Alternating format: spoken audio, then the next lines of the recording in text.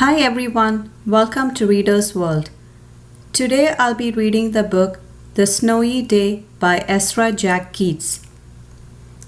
One winter morning, Peter woke up and looked out the window. Snow had fallen during the night. It covered everything as far as he could see. After breakfast, he put on his snowsuit and ran outside. The snow was piled up very high along the street to make a path for walking. Crunch, crunch, crunch. His feet sank into the snow. He walked with his toes pointing out like this. He walked with his toes pointing in like that. Then he dragged his feet slowly to make tracks.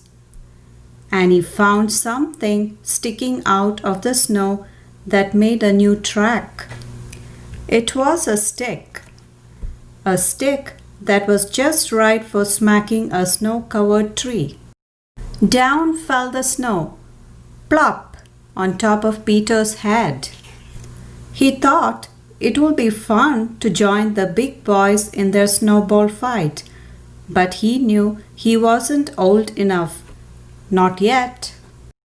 So he made a smiling snowman and he made angels. Wow, it looks beautiful.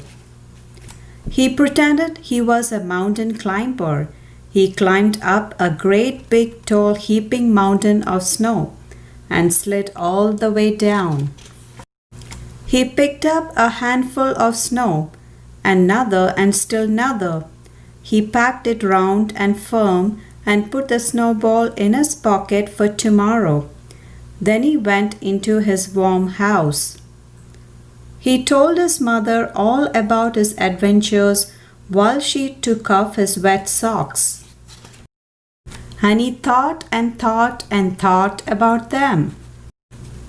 Before he got into bed, he looked in his pocket.